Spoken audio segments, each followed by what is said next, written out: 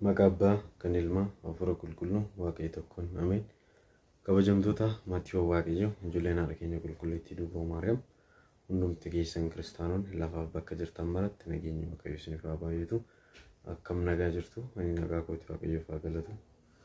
Egaan arjummaaf dhiifamni Waaqayyoo araarsummaan Durboo Maariyaam eegumsi ergamootaa kadhannaan qulqullootaa hunda kan caalu jaalala Waaqayyo jaalala duuka butoota hunduma keenyaaf haa kennu. Egaan kun Sambii TVdha. Sambiin TV sagantaa garaagaraa isin biraan gaa jira akkuma beekamu. Guyyaa irraa kan ammoo ergaa tokko dabarfachuuf kanan dhufe irra caalatti gaa jechaadha. Yeroo hunda kadhaa ta'a waan keenyi ofii keenya beeknee hin raawwannu jechaadha waan keenya.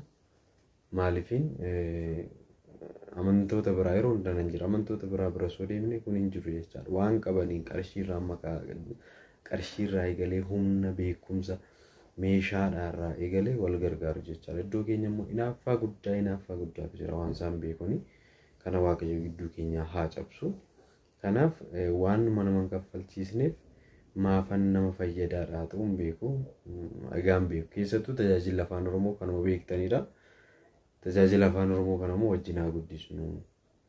Subscribe gochuu keessaniif immoo fayyadamtu malee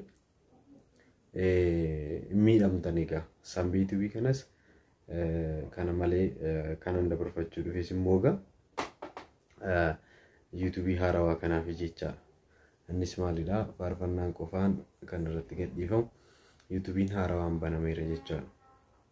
YouTube kana irratti faarfannaan kan wal qabatu qofatu irratti gadhiifama. Kanaaf hundumti keessaniyyuu maatii Waaqayyoo as egaa Sambii TV subscribe 10,000 galleerra. Egaa namoonni viidiyoo kana ilaaltan hundumti keessan egaa nama 1,000 ta'uu dandeessu 500 ta'uu dandeessu.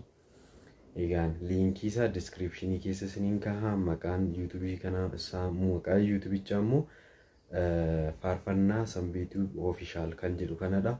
Loogoon isaa isa kanadha. Hundumti keessaniyyuu liinkii isaa descriptionii keessaa ni argattuu fi koomentii jalqabaa jala isiniif hin kaa'aa jechaadha.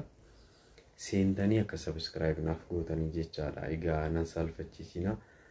Naaf farsiistanii isin beektanii kan hiriyoota koo subscribe godhaa yeroo jedhu subscribe gootu waan ta'eef jechaadha. Egaa subscribechi dhaabbatee hafeera jechaadha. Gadi aanaadha waan ta'eef hundumti keessan gaa adaraa isiniin jedheera. Akka subscribe gootanii isiniin jedha.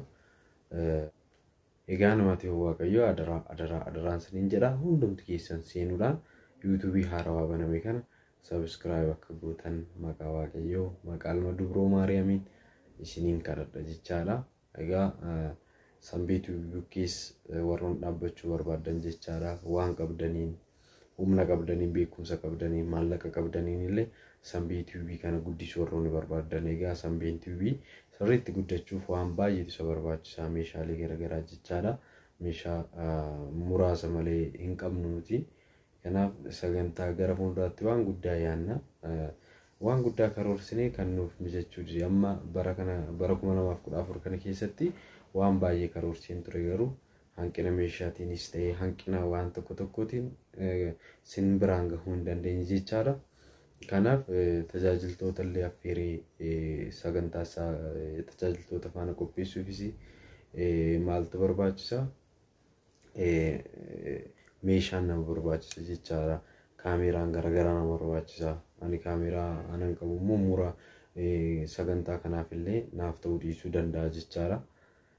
Kanaaf hundumti keessaniyyuu egaa namoonni fedha qabdanii na bukkee dhaabbachuu barbaadanis egaa lakkoofsa bilbilaa kanaanis na dubbisuu dandeessu. Karaa keessaas na dubbisuu dandeessu jechaadha. Kanaaf ergaa koo kana naaf fudhadhaa isiniin jedha.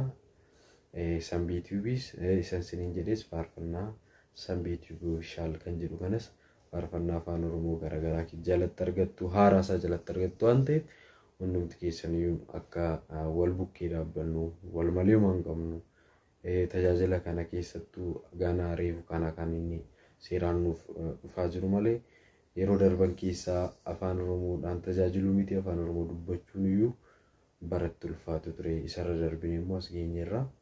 Kanaafuu wal jajjabeeffachuu qabnaan ergaa koo isa guddaadha waan ta'eef adaraan isiniin jedha. Egaa hundumti keenya iyyuu wal bira akka dhaabbannu abdii guddaan qaba. Seentanii akka subscribe gootan maqaa Waaqayyootiin isin gaafadha. Nagaa ta'aa Waaqayyo bakka jirtanitti isin haa eegu. Jaalalli Waaqayyoo araarsummaan Dubroo Maariyaam isin faana haa ta'u. Egaa biyya keenya Waaqayyo nagaa nuuf haa godhu, amantaa keenya nuuf haa eegu. Nagaa ta'aa, galatooma.